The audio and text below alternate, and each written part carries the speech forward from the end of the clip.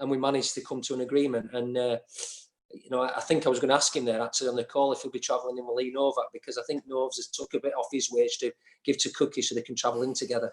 So as long as they've both got masks on in the car, they'll be okay. Absolutely, yes. Well, I think we can, if I'm right in saying, hopefully welcome in our second special guest. He came in briefly on the call, Elliot Watt, who signed today. Yes, I think we can just about see him coming through now and connecting to audio. This is such of the time, isn't it, with Zoom and everything. So hopefully Elliot can hear us. Hello, yeah, can you hear me? Very much so. Elliot, welcome along. No, thanks for having me.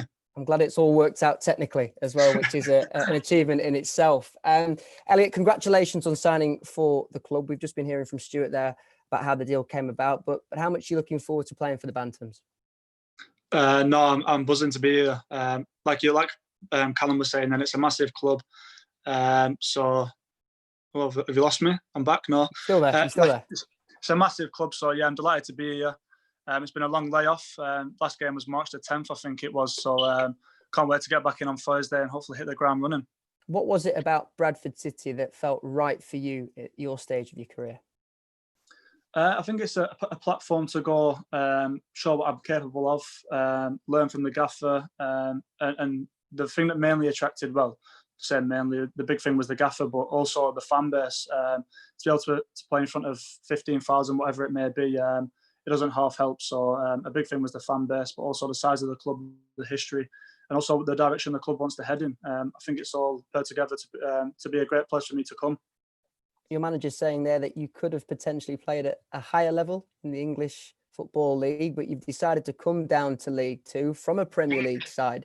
Do you feel at all if there's any expectations now weighing on your shoulders coming from a club like Wolverhampton? No, not really. I put a lot of pressure on myself anyway because I know what I'm capable of. So I've not had much chance to prove to people what I'm capable of doing. I had a short spell at Carlisle, which I thoroughly enjoyed, and felt as though I did okay, but nowhere near to what I know I'm capable of. So, like I've said, I'm coming here and I can't wait to get going to show everybody what I'm capable of doing and hopefully help this club get back where it belongs. Yeah, you mentioned that spell at Carlisle. What were you able to learn from that time?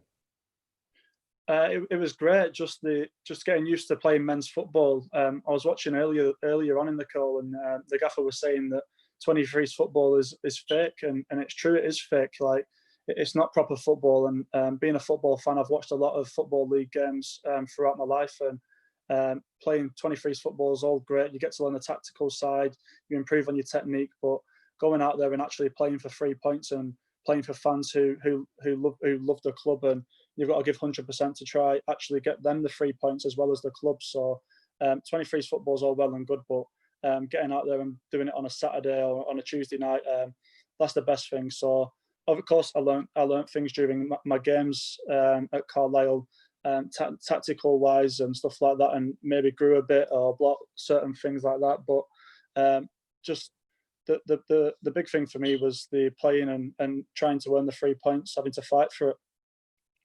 You mentioned there that you were listening to now your teammate Callum Cook, who was on the call just previously. Have you had a chance to speak to any of your new teammates? I've spoke to a few. I've spoke to Ben and Dylan, so we did testing. I've done a bit, but then I spoke to a couple of the lads who don't play for Bradford. I spoke to Nick Anderton, who I was with at Carlisle, about a couple of the boys, and Callum Guy, Amari Patrick, who had played a year before. So they've all had great things to say about the club and the boys who are here. So I can't wait to get in on Thursday and meet them all. We've had a couple of questions come in for you on the YouTube channel. This one comes from Mudders96, who says, how many assists and goals are you aiming for this season? Do you put numbers on that at all? I don't really put numbers on myself, no. I like to just take it one day at a time, one game at a time. And I feel as though, well, this is one thing I learned at Wolves from being around the first team, from the manager and the likes of Conor Cody, that the minute you start to look ahead of yourself and you start to think about 3 games time or certain games down the line, you start to become unstuck. So I like to take it one day at a time, one game at a time, and just try to get better every day. For those who don't know you, how would you describe yourself as a midfielder? I'd like to say I can mix it. I can do both sides of the game, but the thing I enjoy doing most is getting on the ball and making things happen, getting the ball to our strikers who are going to score us goals and get us firing up that league. So I'd like to say I'm a ball player, but I can mix it up. How much are you looking forward to football being back as well? Something we were discussing with Callum previously, but I imagine so much time out of the game, you must be chomping at the bit. Yeah, definitely. Like I said, the last game was March the 10th, so it's been a long layoff. I've kept myself busy during lockdown. I've been doing a lot of football-based sessions with my brother, just to keep me ticking over and improving on my weaknesses. So I've still been getting a lot of touches of the ball and trying to improve, but nothing replicates being in training with your squad or playing on a match day. So yeah, I can't wait to get back. Another question has come in from Gareth Beardall on YouTube. This one might be for Stuart, actually. Will Elliot be taking the free kicks this season? I've heard he's not bad. Yeah, he'll have a fight on with a few. Elliot's first foremost thing is to get in the team, which I'm sure he's looking forward to doing. He certainly speaks well. He speaks better than he dresses, that's for sure. I don't know if he's on his way to a fancy dress party, but... pyjamas. Yeah, exactly. That's what I'm thinking. Hey, but that's good that you're getting ready for bed early before a big day on Wednesday. But no, yeah. Listen, there's no doubt he's got great quality and set piece deliveries, as he has with his passing, short and long.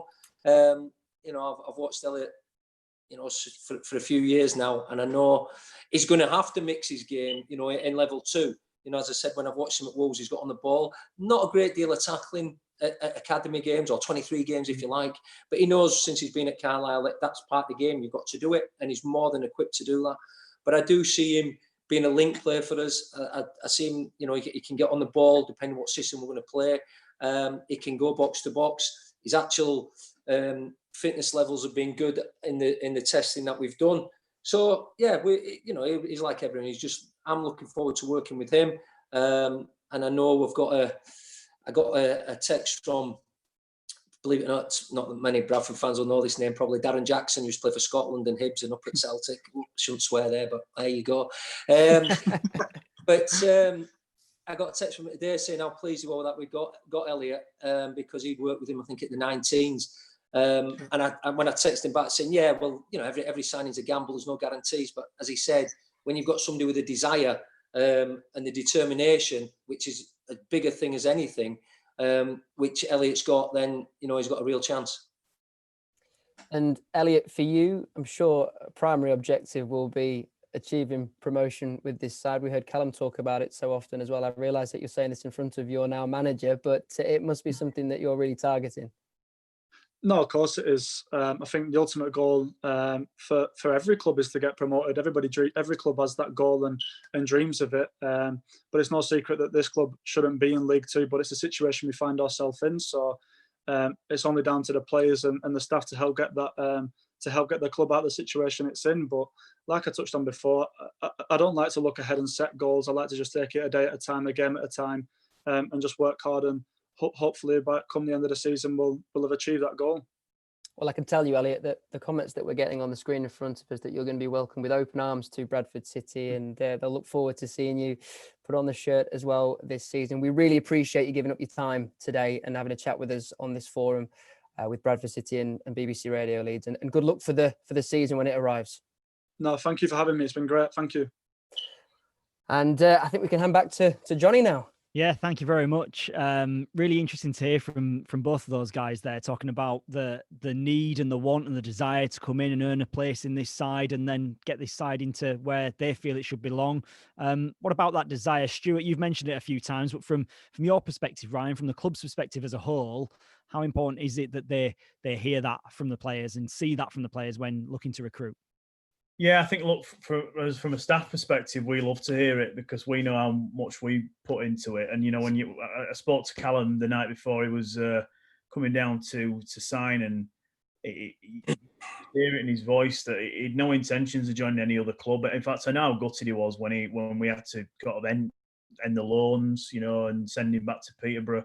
He's got a real desire to play for us, and that's important. And there's, like Stuart said, he had better offers on the table financially. There's no doubt about it. But in his mind, he didn't have a better offer on the table, if that makes sense.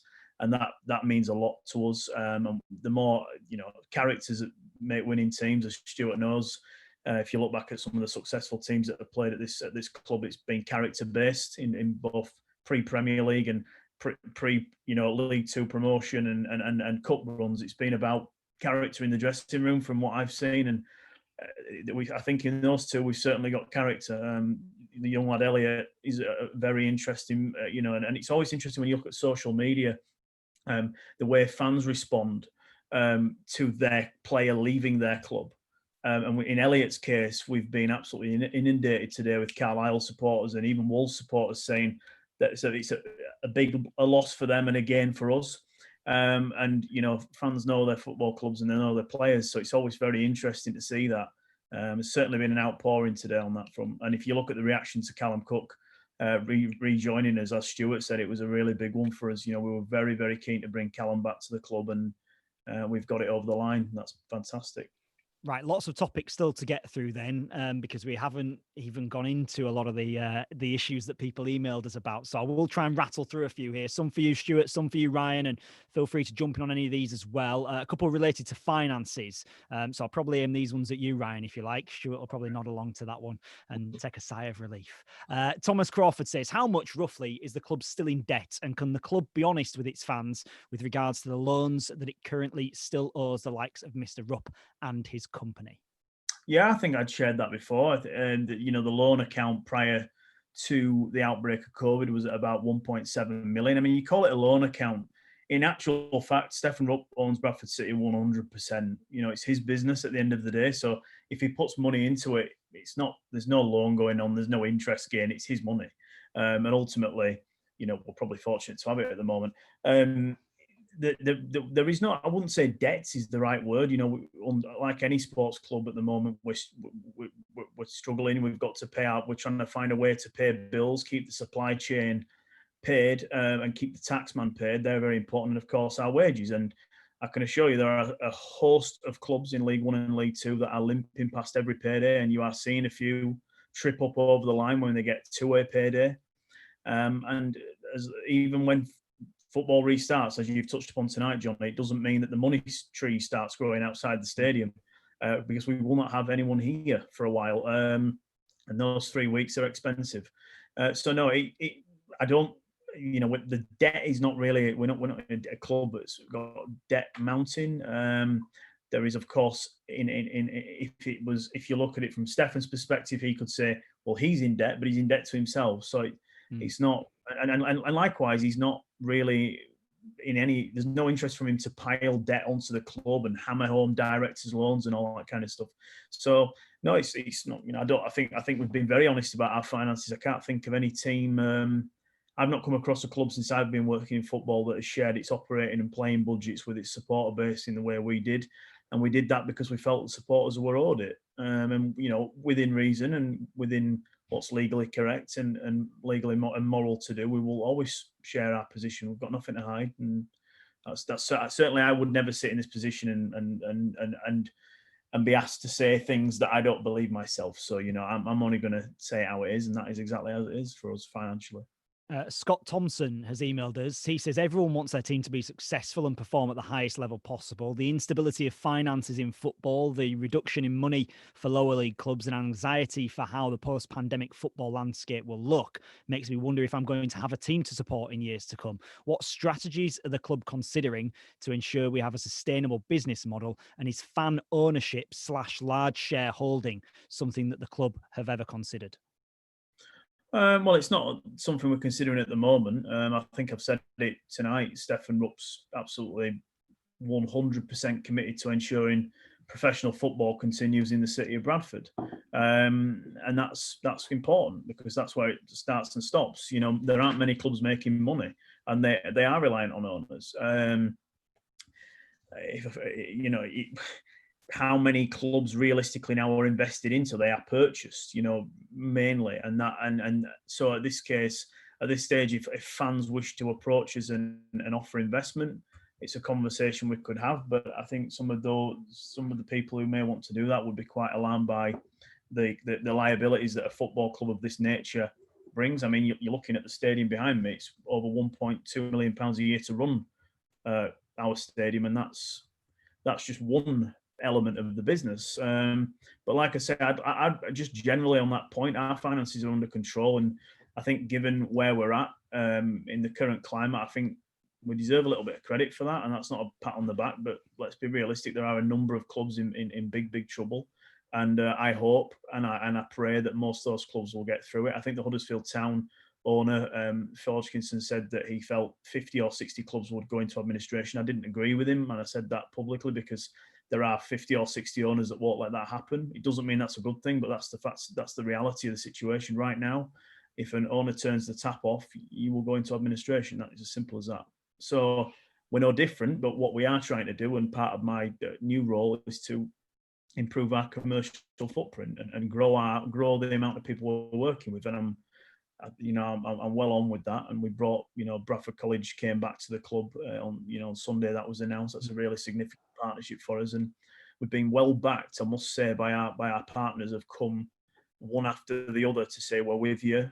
If you need us, we're there. We certainly won't be pulling our money out of the club. In fact, most of them have increased their spend with us, which is quite incredible. And I must admit, something that Stefan mentioned to me the other night, that meant quite a lot to him, because although he potentially has to put some big numbers into this club, it almost feels like shared ownership when you've got big Bradford companies piling funds into your business. And that's important. It's very important for us. Yeah, really good to hear as well, that the local people are helping out the local club as well. Brandon Wright, you mentioned Valley Parade. Brandon Wright says, please can you tell us if there's a plan in place for when the lease on Valley Parade finishes? Well, the lease finishes in 2028, and there is an option for us to extend that by 25 years when that comes. There's no plans at the moment. Anything's possible. I'm sure conversations will happen in the next 2 to 3 years with the stadium owner, and we'll take it from there. But those conversations would always remain private if they took place until we felt it was the right time to take that further. But of course, look, it's a special place to a lot of people, and it's without a doubt the elite sporting venue in this city, and we will try to look after it. We plan to make a host of improvements over the summer. As you can see, some of the seats behind me are looking a little bit tired. And they're not the worst, but we're looking to replace those, and we still are. But financially, we unbelievably, and we never thought this when we'd budgeted for it, we would be swapping, seat repairs for testing equipment to make sure we can get the squad out on the field. And Stuart's seen some of the stuff we've had to buy and some of the holes we're having to jump for. It's crazy, but it's necessary, and we just have to adjust our budgets and spend to make sure we can do it. And as I think we're all touching on here, remain financially viable while we do it. Stuart, the importance of Valley Parade can't be underestimated, can it? We know the fantastic days the club's had there, and we know the very sad, tragic days that the club's had there as well, and the link between that ground and its supporters and yourself and everybody involved with that football club. Yeah, of course. And as I say, we all keep saying it. We wanted to get back to as full as it can and as soon as we can. But we'll go bit by bit. We just got to make sure that, when we do, and hopefully it will be in the new year, we can open it up, to as many want to get in, that we're in a position where we're going well. And, there's a bit of optimism about the place. But it's nice to hear Ryan mentioning about the people in Bradford who have put the money in. That's what we need as well. Obviously Stefan is the major one for us, but all the help that is needed is coming, and that's what we need to do. We are a big city.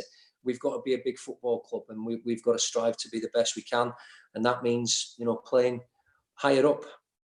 Final one on finances then, Ryan. Lots of people talking about the salary cap, and it'd be interesting just to get your thoughts on the salary cap, on yours as well, Stuart, with the way that it's going to be introduced. But a couple of actual questions. Aaron Dickinson says, it's been reported the current salary cap proposal would be a fair bit lower than our playing budget in recent years, which would mean theoretically there should be an excess of money in our usual budget that we're able to spend on player wages. Will this money that we're able to spend and save on the playing squad, will it be spent then on the playing squad and reallocated to other areas actually in the football club? Zane also makes a similar point, saying, will they look to buy back the stadium now with the money that they could possibly save on the salary cap? Just give us a bit of light on the salary cap, Ryan, for those who don't know. And what about those 2 points there? Will it be allocated elsewhere? Yeah, I think we'll generalise on the cap. It's a shambles, if I'm honest. It's a poor thing that the EFL are, on behalf of the clubs, I must stress, are keen to get in. It feels very, very crowbarred. We're voting in August now. They keep kicking that can down the road. And we're now voting in August. They moved the big thing that I think is honestly unforgivable, in my opinion, is the fact that there was a date set very clear that any player signed prior to June the 30th would not count in full against the salary cap. And within a week, that date changed twice.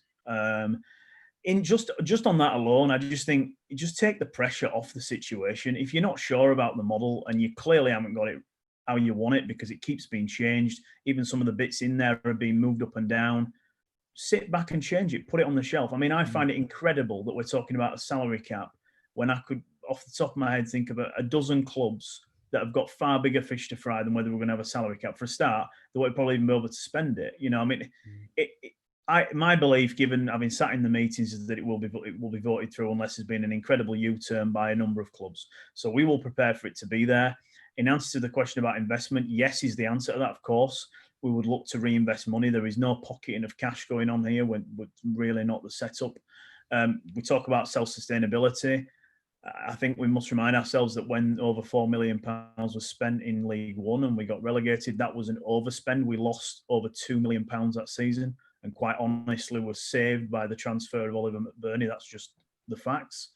So in terms of how far over 1.5 million we would be, yeah, probably would have been quite a way over that in an ideal world, and we still will be. That's very important to remember that, because we had 14 players contracted, and of those, those 14 players' salaries are maxed out at £68,000 each against the salary cap.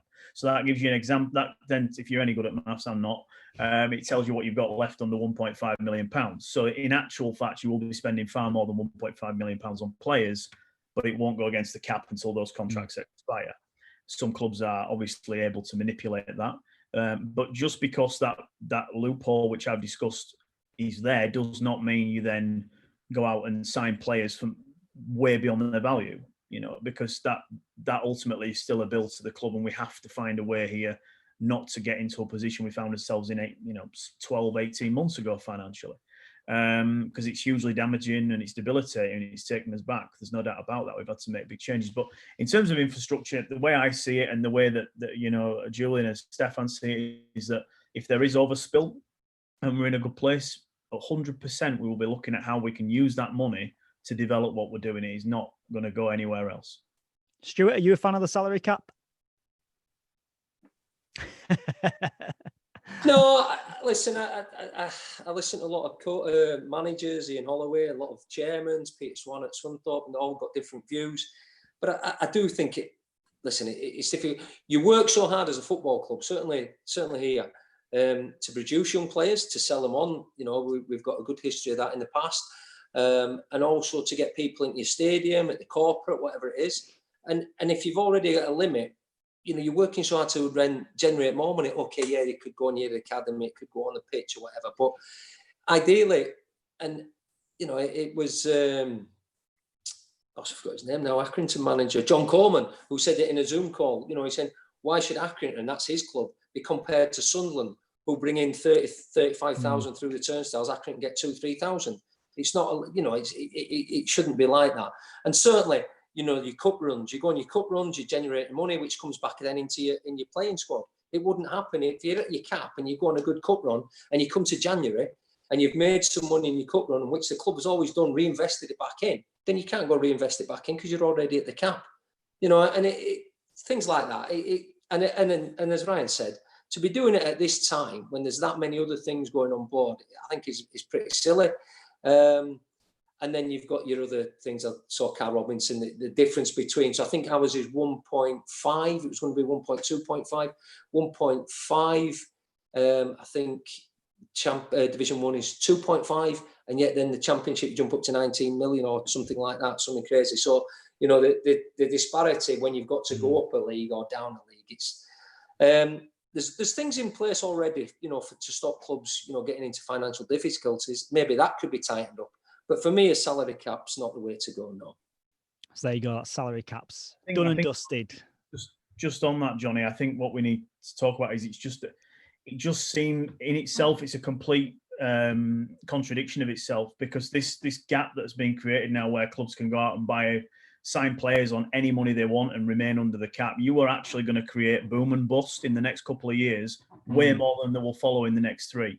In the next 3, that's when you see the commercial downturn, lack of interest from broadcasters, the competition becomes more stale. These are all things we've shared with the EFL. I hope they take some of it on board. Ultimately, they've got to act on behalf of the clubs, but it's a very, very desperate bid, in my opinion, to get control over the sports finances and not the correct one. And I think that in 5-10 years' time, we will see that. I really do. Let's move from the boardroom, though, to the pitch. Let's talk about playing style. We touched on it a little bit earlier on, didn't we? And you've mentioned the players are back in on Thursday then, Stuart. This message comes into us from Jack Shepherd. He says, will you please ask Stuart that over the last 20 years, it could be suggested that we've lacked a consistent playing style. He says, with this now being your 3rd stint at the club, what are your long-term goals to rectify this? And what do you believe should be Bradford City's playing style that will bring success? He then also says, you're also an absolute legend and my hero. So there you go. That's from Jack. Cheers, Jack. No, I think you go on these coaching courses, you have your own beliefs, your own philosophies, etc., etc. I was brought up later on as a player under Walter Smith, which at Rangers, it didn't matter what your style was, you had to win. That was obviously seconds nothing up in Scotland. But I think you've got to be adaptable and flexible. There's no doubt about that. So I in my time, I've changed. And it's not through changing because I've got any fear of the opposition. It's looking how an opposition set up and how we can then go and counteract it by us changing to be positive, not in a negative, not to be fearful of what they're doing. You're worried about the opponents. No, it's not that. You look at what they're doing and look how you can hurt them. And, there'll be times where you play a regular system for a long period, a lot of success at Motherwell. We were 4-4-2, we were 4-4-2 all the time because we had 2 good strikers, 2 good solid midfielders who could get about the pitch, and 2 good wide men. Going back to my really early stint at Bradford when we were going well, Joe Colbeck on one wing, Omar Daly on the other. They both get injured, and we sort of crumbled a little bit, if we're honest. So yeah, I will and continue to have different probably ways to play, but at this moment in time, myself and Kenny and the staff, we're looking at a certain way we want to play, and there's all different ways. We've inherited 14 players, and when you look at that, 4 of them stroke 5 if you call Reece Staunton a centre backs, and 4 of them are actually number 9s. Okay, so we've actually we've got an imbalance in the squad, as you can see, but that's not going to change. So how can we get the best out of players that we've got at the moment? It might be a case of 3 at the back with different systems in ahead of that. You talk about teams change. I look at Wolves, for example. Now, people say they play 3 centre-backs, but thereafter that, it can be a 5 and a 2, it can be a 3 and whatever, and they play sometimes with 2 wide men, 1 striker, they play 2 behind the front man. There's all different ways to play it. They talk about the triangle. So you can play 3 at the back if you like, 5 at the back. If we were playing that, it would be attacking wing backs. It wouldn't be a defensive role. We would play it. But it's things we'll look at pre-season. We'll look at ways we can do things. You can play 2 midfielders and 1 ahead, a la Billy Clark behind 2 strikers. You can play a sitting one as an Elliot and 2 attacking midfielders as a Cooking, a Levi or a Pritch or whatever it may be. But it also, I like to have 2 forwards. I've always wanted to have 2 forwards. Now, you've got to have good enough forwards. And once you get the forwards, if you've got 2 good forwards up front, you've then got to look how we can serve them. It's no good having 2 strikers. We play 2 strikers, but the rest of the 8 of us are all back, in defence. So you've got to get a balance. It'll certainly be an attacking way we want to play naturally. It's the way we like to play. But I've been doing a lot of sort of studying and working in the last month, how we think we're going to approach it, how we would like to approach it. But it will change at different stages. But we will it will certainly be a positive and attack-minded way to go, because I remember going back and I spoke to a couple of managers. I think Gordon Strachan was one, and Walter Smith, 2016-17 season, saying, we're not conceding many goals at the time. They looked at what we were doing, and I said, well, we don't work a lot on defending, and we haven't maybe got the greatest defensive unit because we're all. I said, well, you kept the ball that long and you have the ball at much possession, then if the opposition ain't got the ball, they're attacking you. So, there's something in that as well. But you've got to have, it's not possession for sake of having possession. It's possession for creating opportunities. There's nothing better for supporters to see crosses coming in the box, shots at goals, attack, and getting your players forward. So there's all different systems. You can say you play 5 at the back. It can be a 3. You look at Sheffield United, they're 3 centre-backs. Now, I'll speak to Chris about this, and I spoke to his assistant. They sort of I'd say, stumbled across that. They had a couple of games in League One. They didn't go to a great start. They went to with 3 at the back, and then they've developed that style with the 2 centre-halves going. I always want my players, if there's grass in front of them, whether you're a full-back, a centre-half, not a goalkeeper, right enough, but if there's grass in front of you, step in and go and play and commit people.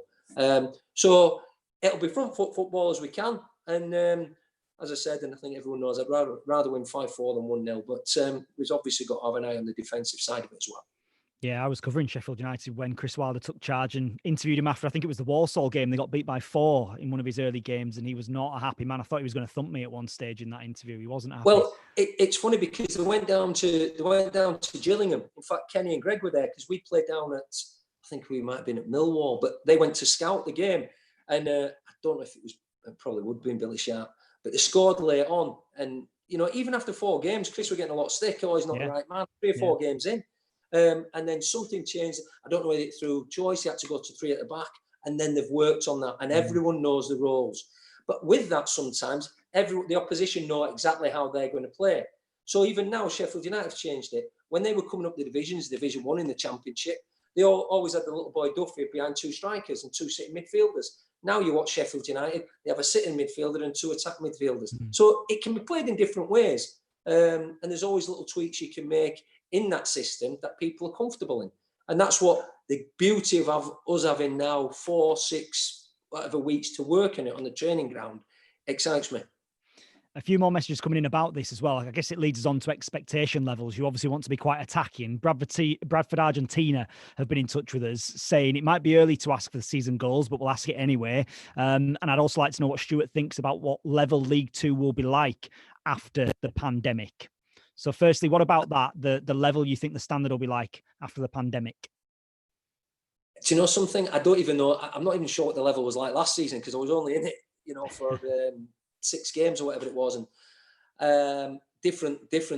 Again, we'll talk, just going back talking about systems. You look at Northampton, who's just got promotion there, and a lot of clubs started doing it. 3 big centre-halves. They played in a different manner. 2 big striker or a big striker and a little striker. Got a lot of long throws, corners, free kicks in the box. It's whatever is effective that suits your players in your club.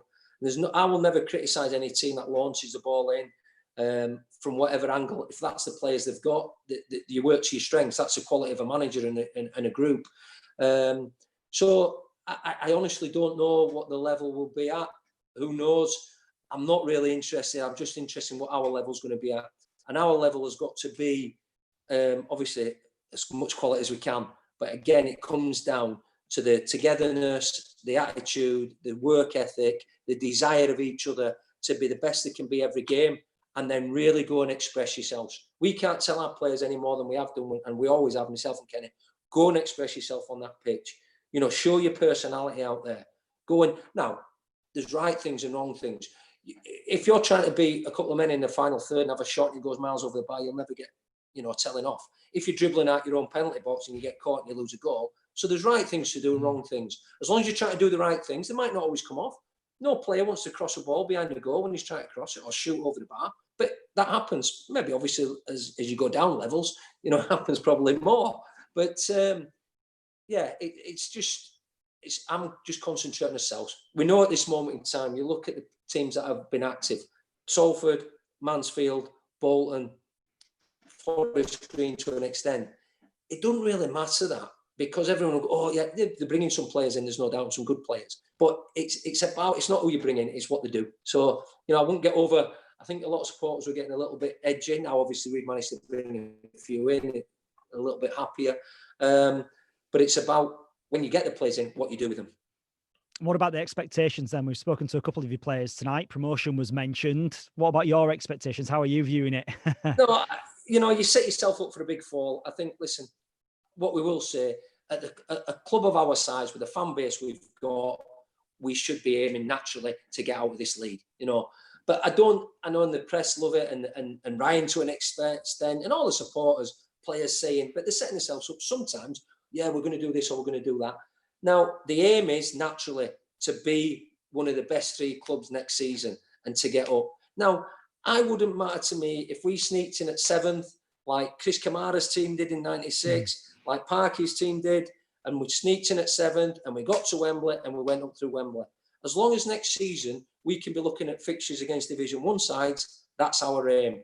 But we might have to get off to a great start. I've had it before and we tumble away. We might have to get an average start and come strong. It doesn't matter. It's the end goal is to get out of the league. Ryan, you know the expectation level's always high at Bradford City, isn't it? And whether it's 1,500 fans or 15,000 fans inside Valley Parade at the start of next season or none at all, you know that expectation is going to be there from the supporters. Yeah, look, I think people have had a long time, haven't they? Sat at home. It's been probably the longest off season anyone's had. I think even Stuart and the physios have talked about like we're bringing players back as though they're injured. It's been that long. Expectations naturally high. Look, we all want to do well. We all want to win.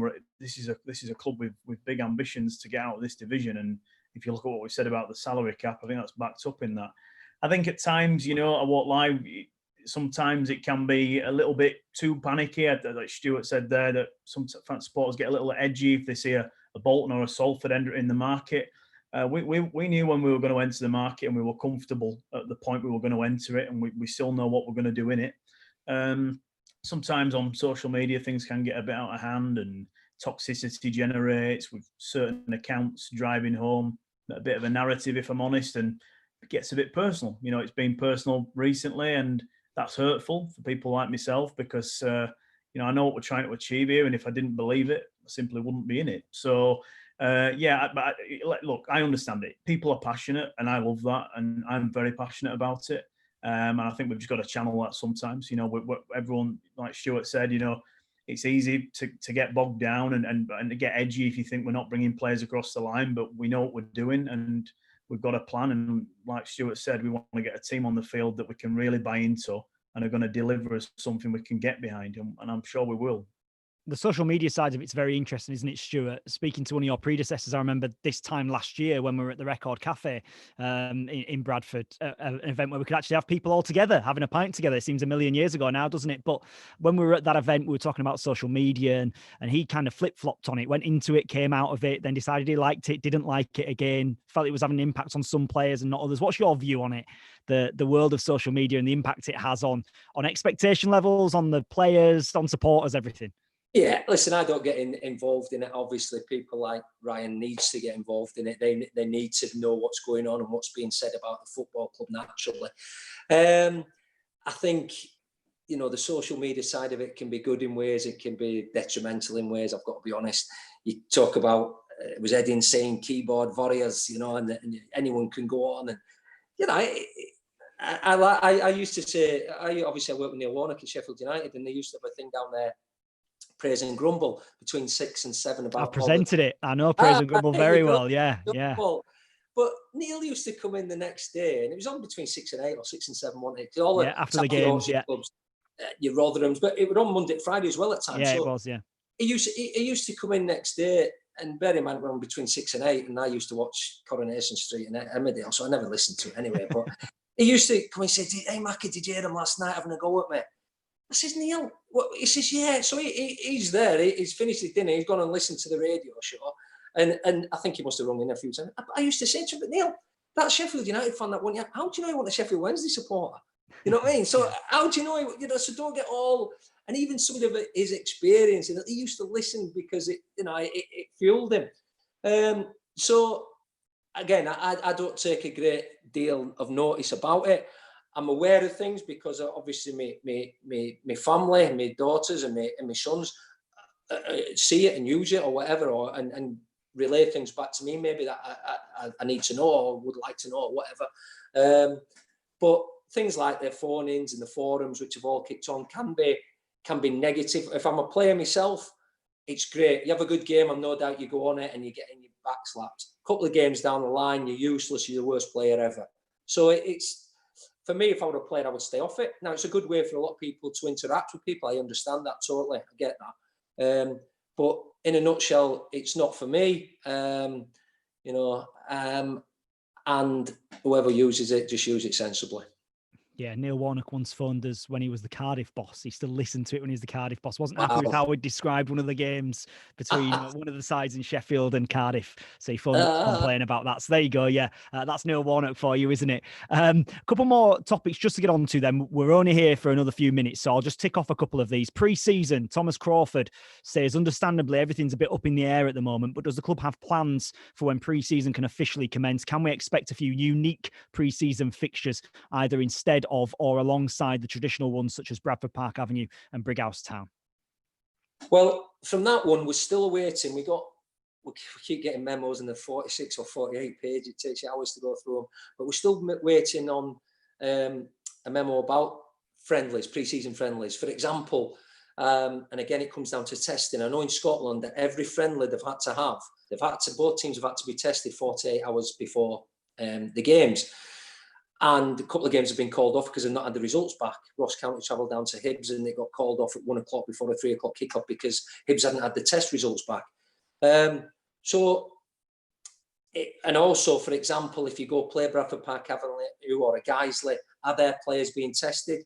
I mean, the cost of testing for one of our players at the moment is £100.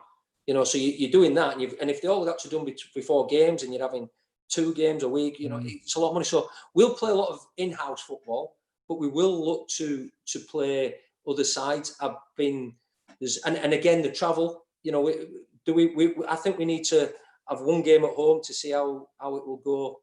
Prior to the league opening up. So we'll have a home game, but the local clubs, we'll look to play the local sides. Probably there's a couple of clubs been in touch with us already, so we're just waiting for the from the EFL about the friendlies, and we will get some sorted out. But again, if there's going to have to be a lot of testing done, then we'll also play among ourselves as well, because we can just stop it and make tactical points. But I think as the weeks go on, we know more. We will have naturally games, but we won't be going anywhere too far, because again, the costs. I think people are saying now you have to take 2 coaches now. You can't get everyone in one coach. If you go into a hotel, you're not all then now, which all the lads will room together. They would have to be in single rooms and things like that for social distancing still at this moment in time. So there's a lot of things to take into consideration. But in answer to the question, we won't be going on any trips far afield. We will be staying local. A couple for you, Ryan, as well. Craig Naylor says, are the club considering a safe standing area behind the goal in the lower tier of the Cops generate a bit more atmosphere? Obviously, we know that fans aren't going to be in anytime soon, but what's the club's stance on the safe standing? We're not, no, at the moment. What we are looking at is, and we were the game where the season was curtailed. At that very point, we had Leyton Orient at home, and we were going to trial a singing section in the top tier of the northwest corner, which longer term potentially could mirror something that, for example, I'll just whisper Celtic have got in the corner up there, Stuart's other favourite club. We potentially look at it at that point, but look, we're trying to create a section that moves the atmosphere around the ground rather than keeps it isolated in one place. The take up on that trial was really good. We had about 450 tickets secured, which was far more than I think they have at the top of the COP anyway. So it would have been interesting to see, but in short to that, we won't be putting a standing section at the bottom of the COP at the moment. Another one comes in talking about iFollow, which we know is fun and games, isn't it, for people sometimes with reliability. This one from Ewan says, with fans unable to attend matches for the foreseeable future, have the EFL offered to open up iFollow as a way of watching games? He appreciates Sky as right holders have a say in this, and that the traditional 3 o'clock Saturday blackout rule would need relaxing until such a time fans are allowed in at full capacity. Seems to me it could be a way to part mitigate the loss in matchday revenue. It's the only way to mitigate any losses beyond what we will already incur. I think the EFL are definitely going to open it up. Sky have been very helpful with it, and we've got a meeting on Thursday where I fully expect to come away at that point knowing exactly what that's going to look like. So if we are only able to allow, say, 50% or 30% or 20% of our supporters in, we can come up with something that means you don't miss a minute for as obviously the shortest time as possible. We want everyone back in here, but the iFollow platform is good there, and I had a conversation with David Baldwin, Chief Executive of the EFL, and he said that we spoke very openly about, what we would need from that package. And I think he spoke to so many different clubs about and getting a bit of a temperature in the room, and that's really important that they're doing that research so they know which club's going to need what. We've answered various surveys on what we would need, and they're just looking now at getting that data together and saying, okay, this is what we've come up with and this is how it's going to work. They assure us that the pressure on the system they can handle it. And that's obviously really important, because you could be looking at hundreds and hundreds of thousands of people watching matches all over the country all at the same time. So, but no, I'm pretty confident on that, and it will be a big help to clubs in the short term. And a final one. This one comes in from Summers, and it was aimed for Elliot Watt, but I'm sure the invite's open to you as well, Stuart, and you as well, Ryan. This says, when we get promoted to League One this season, will you come to Magaluf with me and the boys? Seems a long way away now, doesn't it? But you up for a Magaluf trip? No climbing on cars, Stuart? Well, I used to go there as a kid, and I've been there. In fact, when we finished second at Motherwell, the staff went and a few of the players came. But listen, if we got there, I'd be happy to go anywhere if we got promotion. Don't worry about that. Finally, next steps then, Stuart. Players back in on Thursday. That's the next move for you guys. Well, they're in on Wednesday at the stadium to pick up their the training kits and go through the protocols, etc., etc. They'll be in for about an hour. A few of the lads who have not been tested yet will get tested. And then Thursday it starts. Split groups. We've got a group in at 10 and then a group in at 1. And that'll be Thursday, Friday, Saturday. We'll then come in at Monday. And before we go into our protocol 2, which is no social distancing, which will be on the Thursday, all the lads will get tested on the Monday. We'll get the results back so that we can go into, contact training. So for the first 5 days, it's non-contact, social distance, small groups. And then hopefully a week on Thursday, it'll be, into training, bigger side games, not in small areas, but still, being really careful and cautious with all the rules, which we've got to be. But it's getting near, and we're all getting excited to get out on that grass and start learning, improving, and hopefully succeeding. Yeah, Stuart, really appreciate you being with us tonight. All the best for all the testing as well, and a return to training as well. Thanks for being here with us this evening, Ryan. Same goes to you as well. Really appreciate you being with us tonight on BBC Radio Leeds and on YouTube as well. If you have just joined us late, or if you missed any of it tonight, then don't forget we'll be posting a full link to it as well via @WYS Daily, which is our Twitter page at BBC Radio Leeds. So you'll be able to go and hear the full thing there, and you'll be able to hear a highlights version as well at 6 o'clock on BBC Radio Leeds this coming Wednesday. Thanks for all your questions, and thanks for tuning in. Cheers.